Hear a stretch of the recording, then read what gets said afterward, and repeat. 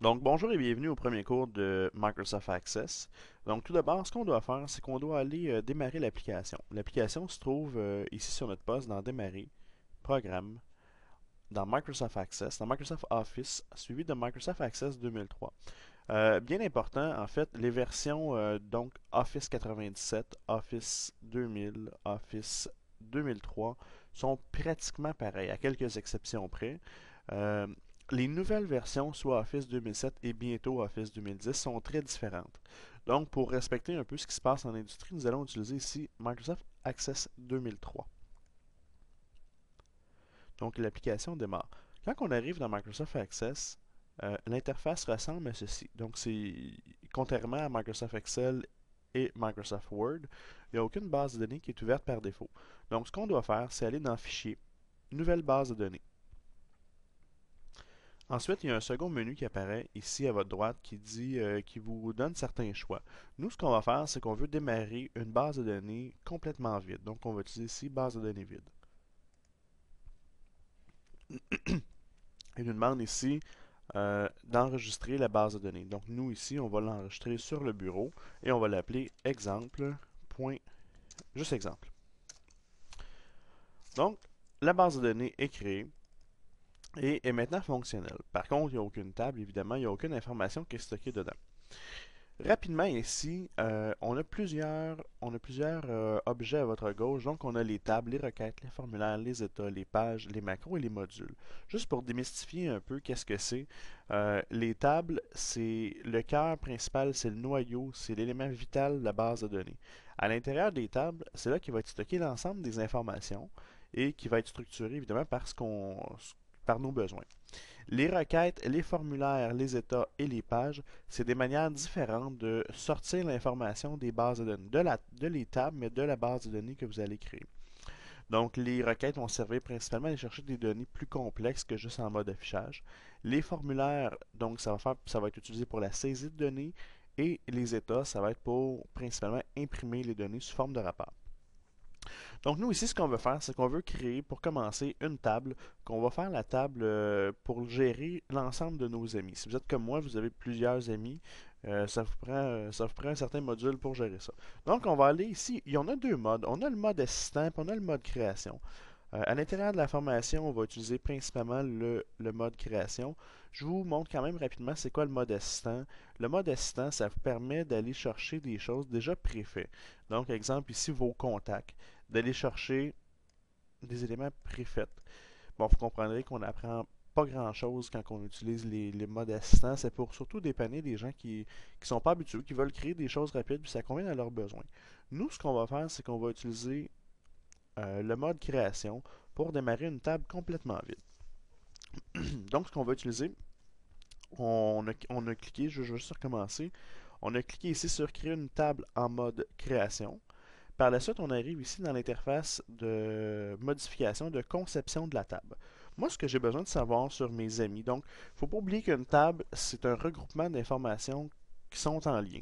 Donc, moi, mes amis, qu'est-ce que j'ai besoin de savoir? J'ai besoin d'avoir leur nom. Leur nom, est-ce que c'est du texte ou des numéros? Ben, c'est du texte. Est-ce qu'un nom, un nom de famille, peut avoir jusqu'à 50 caractères? Je suis pas certain. On va peut-être utiliser 30 et on ajustera au besoin. Le prénom. Le prénom, est-ce que c'est du texte? Oui. Prénom aussi, on va aller maximum, même je vous dirais maximum 20 caractères. Ainsi que le numéro de téléphone, donc téléphone. Vous voyez que je ne mets pas les accents, c'est simplement par habitude. Euh, dans la programmation, dans les tables, surtout, on utilise rarement les accents et les caractères spéciaux. Donc ici, le téléphone, ici, c'est un champ numérique et c'est un entier long. Vous allez voir tantôt que ça va créer possiblement un problème. Donc ce que je fais ici, je fais enregistrer, qui va enregistrer la table et je vais l'appeler la table ami. Il va nous donner un message d'erreur, il va nous dire qu'il n'y a aucune clé primaire définie. On va voir qu'est-ce qu'est une clé primaire plus loin dans la formation. Donc actuellement, on va cliquer sur non. Si je ferme ici ma table, vous allez voir que est maintenant enregistrée.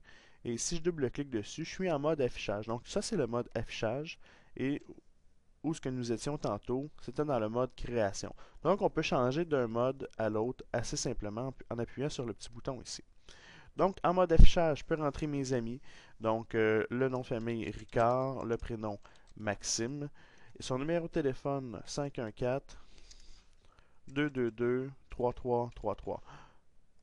Ce qu'il nous dit ici, il nous dit que la valeur est incorrecte pour le champ. Simplement parce qu'un entier long ne peut pas contenir un champ de plus de, comme en ce moment, de 10 caractères. Ce qu'on doit utiliser dans ce cas-là, si ma mémoire est bonne, c'est un double. Donc ici, on va aller chercher un réel double. Bon, c'est un peu de technicalité. Si maintenant je le réessaie, 1, 2, 3, donc 5, 1, 4, 2, 2, 2, 3, 3, 3, 3. Et voilà, ça fonctionne. Bon. Si par contre je change ici la longueur de mon champ, donc ici la taille, en fait, au lieu de le mettre à 30, je vais le mettre à 10, juste pour faire un essai. La table est enregistrée, oui. Il est possible que les données soient perdues. Pourquoi? Parce que, Parce que si c'est plus que 30, les données vont être effacées. Donc dans ce cas-là, oui. Donc ici, je vais écrire, vous allez voir 1, 2, 3, 4, 5, 6, 7, 8, 9, 10. Si je viens pour écrire, ça ne fonctionne pas. Donc ça prend maximum 10 champs. 10 dans la longueur. Une autre chose aussi, si j'écris Arsenault, Nicolas, vous allez voir qu'il y a la petite main ici. La petite main, c'est pas la petite main, mais le crayon, ça signifie que c'est un enregistrement automatique. Donc, si jamais je ferme ma base de données et je l'ouvre à nouveau, les éléments sont bien enregistrés. Si jamais je veux enregistrer un autre champ à ma base de données, c'est relativement simple. Je m'en vais dans le mode création. J'ai écrit exemple le courriel. Le courriel, c'est un champ texte, 50 maximum. Je fais enregistrer. Donc ici, j'ai maintenant mon champ courriel. Si jamais je veux, comme ici, regardez, on a beaucoup, bon, mettons exemple, le nom ici, on n'a pas assez d'espace, je veux agrandir ça ici. Je peux, à l'aide de ma souris, agrandir les champs. Par contre, ça va seulement les changer dans le mode affichage, ça ne changera pas au niveau du mode de la longueur des champs. Donc, ceci résume le chapitre 1 de notre formation sur Microsoft Access.